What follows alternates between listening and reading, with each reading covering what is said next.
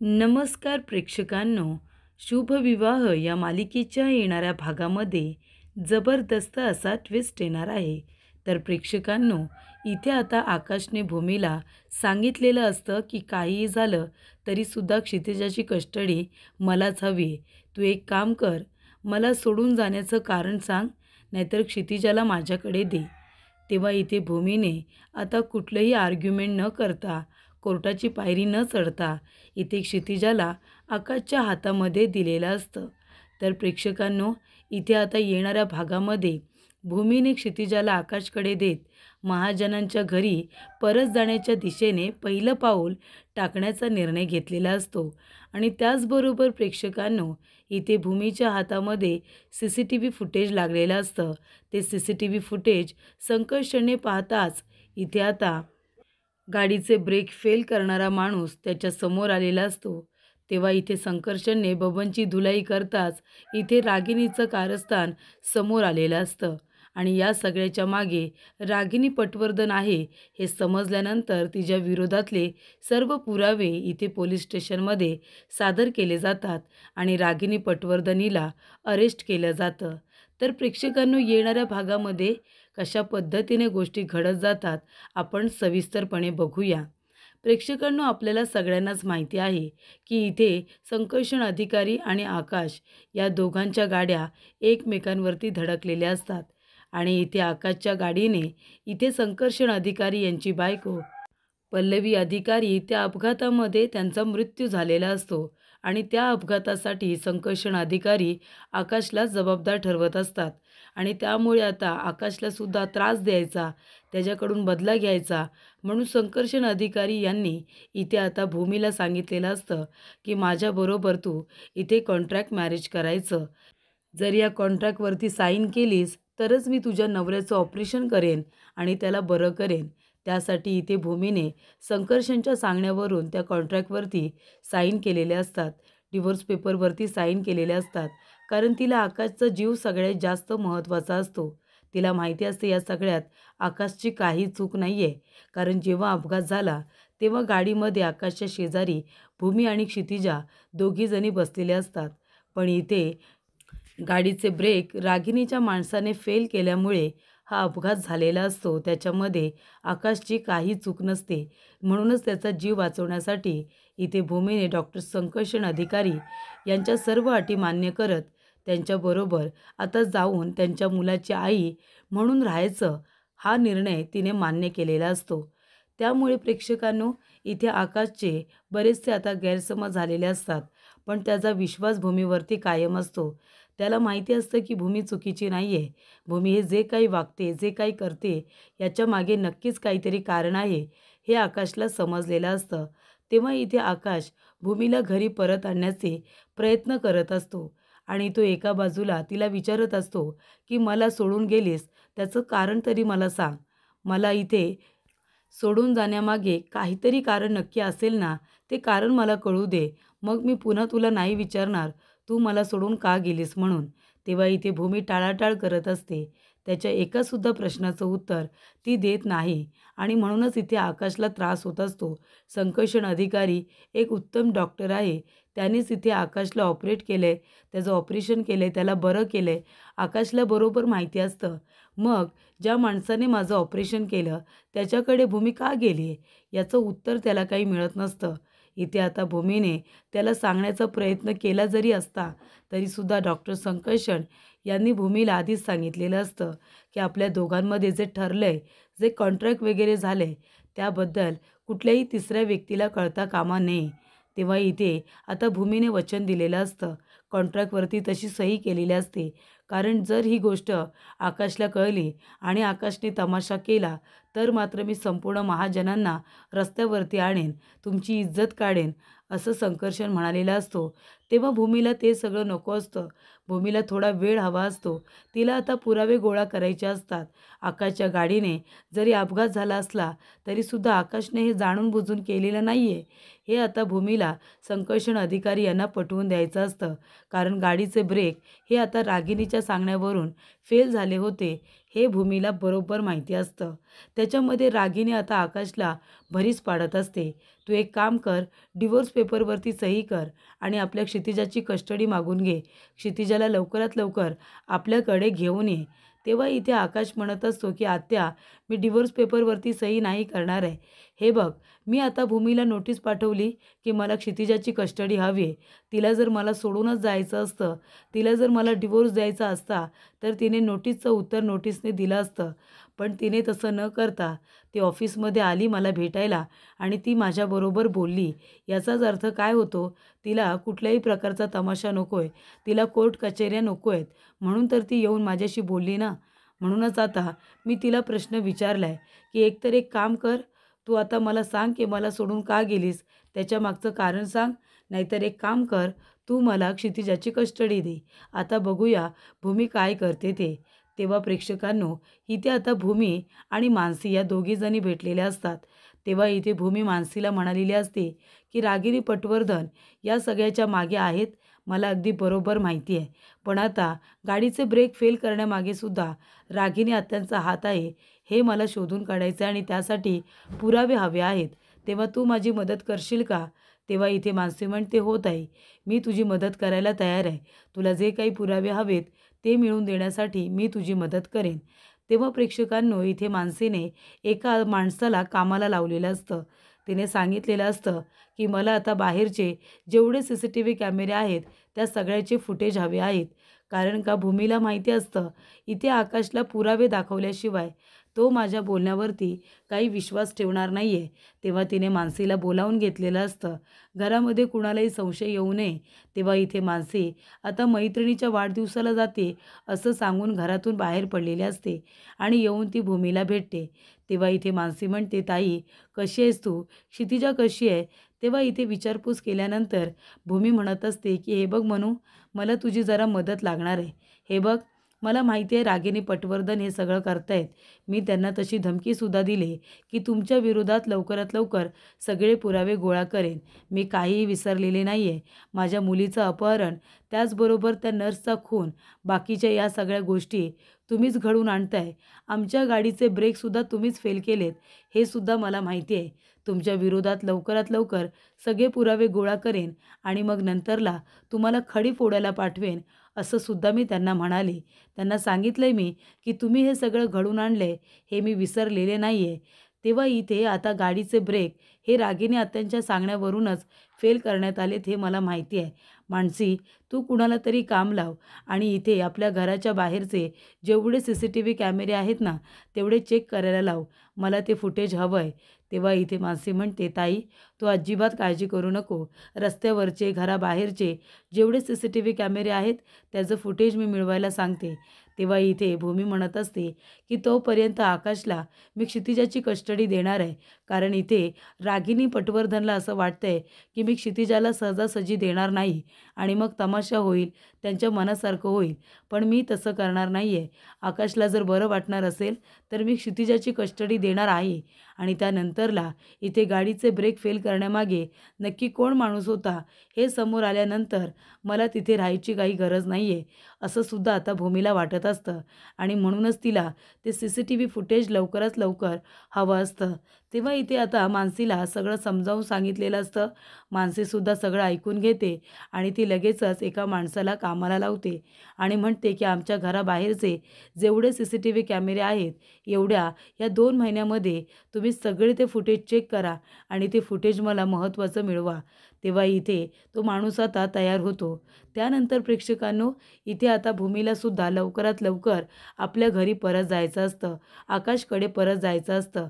आणि म्हणूनच जेव्हा आकाश म्हणतो की मला क्षितिजाची कस्टडी हवी, तेव्हा तिला असं वाटतं की ठीक आहे, आधी मी क्षितिजाला पाठवून देते, तिच्यानंतर मी सुद्धा आता इथून लवकरात लवकर माझ्या घरी आकाशकडे निघून जाईन. डॉक्टर संकर्षण अधिकारी यांचा गैरसमज झाला आहे. त्यांच्यासमोर एकदा का खरा गुन्हेगार आला की मी सुद्धा माझ्या घरी जायला मोकळी, असं ती म्हणते. ठरल्याप्रमाणे मानसीने एका व्यक्तीला आता हे फुटेजचं काम दिलेलं असतं.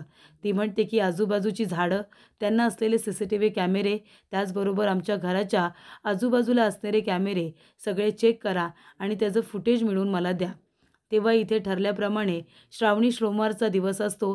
श्रावणी सोमवारला इथे घरामध्ये पूजा असते आणि तेव्हा रागिनी पूजा करत असते आणि इथे आकाश, अथर्व, मानसी सगळ्यांना ती ओवाळते. त्यानंतर इथे रागिनी ही सगळी नाटके करत असते. एका बाजूला आकाशला भूमीच्या विरोधात भडकवणं असू दे, क्षितिजाची कस्टडी मागून घे, त्याचबरोबर भूमीला डिवोर्स दे, या गोष्टींच्या ती मागे लागलेली असते. रागिनीला असं वाटत असतं की आकाशला म्हणाले की क्षितिजाची कस्टडी घे, मग ती एक काम करायला लागेल. जोपर्यंत इथे कायदेशीररित्या डिवोर्स होत नाही, आई वडील वेगळे होत नाही, तोपर्यंत बाळाच्या कस्टडीसाठी आपण क्लेम करू शकत नाही, हे बरोबर रागिनीला माहिती असतं. म्हणून ती म्हणत असते की क्षितिजाची कस्टडी मागून घे आणि त्याआधी इथे भूमीला डिवोर्स दे. पण इथे आकाश काही आता भूमीला डिवोर्स द्यायला तयार नसतो. त्यानंतर प्रेक्षकांनो, इथे आता फुटेज मागितलेलं असतं मानसीने. तो माणूस आलेला असतो. तो इथे मानसीला फोन करतो आणि म्हणतो, मॅडम तुम्ही बाहेर या, तुम्हाला जे फुटेज हवं आहे ते मी घेऊन आलेलो आहे. भूमी मॅडमला सांगा, तुम्ही ज्या ज्या ठिकाणचं फुटेज मागितलं होतं ते मी घेऊन आलेलो आहे. तेव्हा प्रेक्षकांनो, इथे मानसी जाते आणि ते फुटेज आता घेऊन येते आणि त्याचबरोबर लगेच ती भूमीला भेटायला जाते आणि भूमीच्या हातामध्ये ते फुटेज देते. तेव्हा भूमी म्हणत असते की आता मानसी, नक्की गाडीचे ब्रेक कुणी फेल केले होते हे आता मला कळेल. आणि भूमी आता ते फुटेज चेक करणार. तेवढ्यातच त्या ठिकाणी आकाश आलेला असतो. आकाश तिथे येतो आणि म्हणत असतो की भूमी, मला आता क्षितिजाला घेऊन जायचं आहे, क्षितिजाची कस्टडी मला हवी.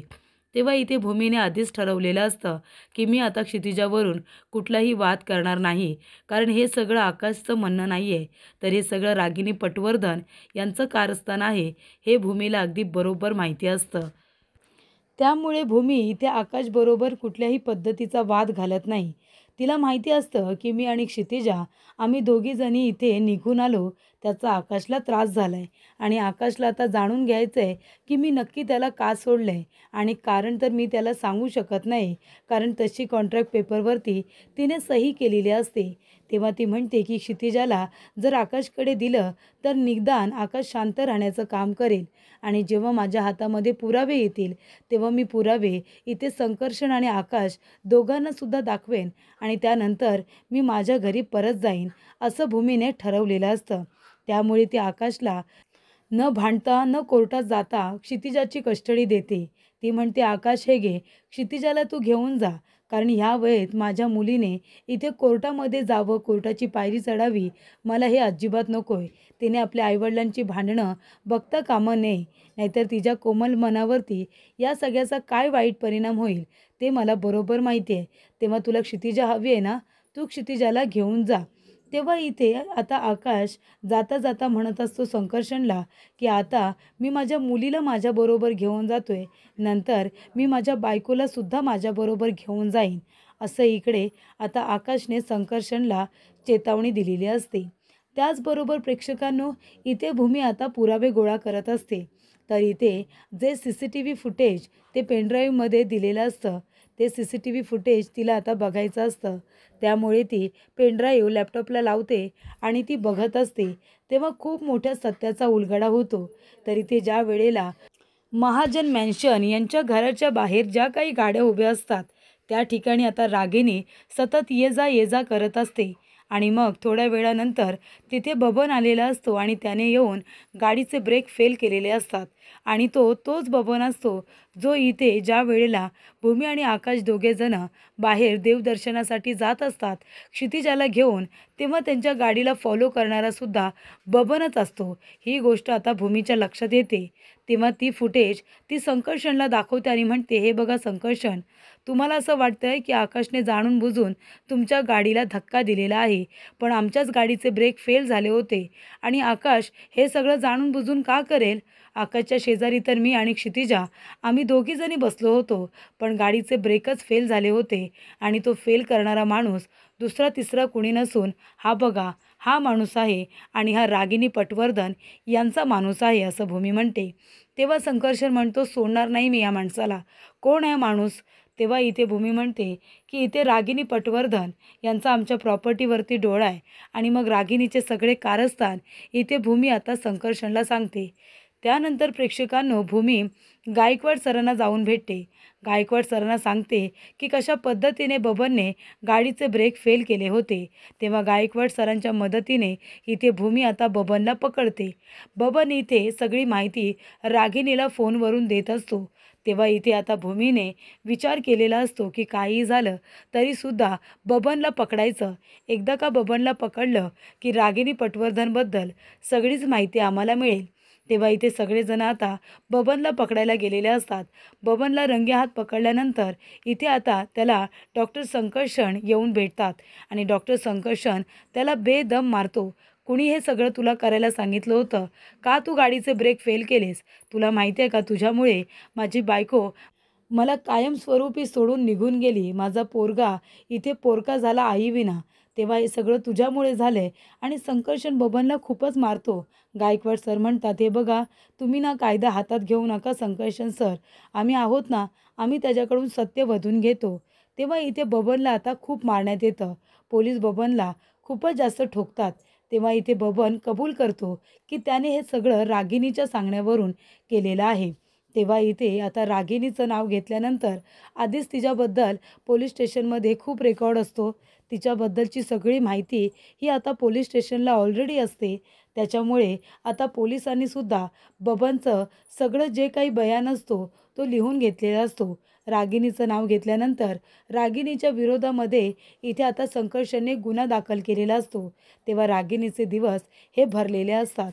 तेव्हा इथे भूमी म्हणत असते की चला आता रागिणी पटवर्धन यांना त्यांच्या गुन्ह्याची शिक्षा मिळून दिलीच पाहिजे. तेव्हा भूमी म्हणत असते, बघितलं डॉक्टर संकर्षण, इथे बबनने हे गाडीचे ब्रेक फेल केले होते रागिणी आत्यांच्या सांगण्यावरून. माझा आकाश कधीच कुणाला विनाकारण त्रास देऊ शकत नाही. तो तर बिचारा किती साधा भोळा आहे. अहो ज्या बाईने त्याच्या आईवडिलांना प्रॉपर्टीसाठी मारलं, त्याला वेडं करण्याचा प्रयत्न केला, त्याला इथे मारण्याचा प्रयत्न केला, त्याच्या बायकोला त्याच्या मुलीला मारण्याचा प्रयत्न केला, त्या बाईवरती सुद्धा तो विश्वास ठेवतो. इतका साधा भोळा इनोसंट आहे तो. तेव्हा संकर्षण म्हणतो, साधा भोळा नाही आकाश, मूर्खा एक नंबरचा. ज्या बाईने आईवडिलांना मारलं, मुलीला अपहरण केलं, बायकोला त्याला मारण्याचा प्रयत्न केला आणि हे सत्य तू त्याला दाखवून दिलंस, तरीसुद्धा तुझ्यावरती तो विश्वास ठेवत नाही आहे आणि त्या नालायक बाईवरती विश्वास ठेवतोय. हा मूर्खपणाच म्हणायला हवा नाही का? तेव्हा इथे आता संकर्षणच्या समोर सत्य आल्यानंतर भूमी म्हणते की आता रागिणी आत्यांना त्यांच्या गुन्ह्याची शिक्षा मिळणार. तेव्हा इथे पोलीस येतात रागिणीला अरेस्ट करायला. बबनने आता जी काही कबुली जबाब दिलेला असतो त्याच्यामध्ये रागिणीचं नाव घेतलेलं असतं. तेव्हा पोलिसांकडे आता खूप मोठा पुरावा असल्यामुळे इथे रागिणीला अरेस्ट करायला ते आलेले असतात. तेव्हा रागिणी हातापाया पडत असते, हात जोडत असते, माफी मागत असते. पण इथे आकाश काही तिच्याकडे आता लक्ष देत नाही आणि इथे आकाशला सत्य समजलेलं असतं की इथे रागिणीने गाडीचे ब्रेक फेल केले होते, त्यामुळे आकाश पण चिडलेला असतो.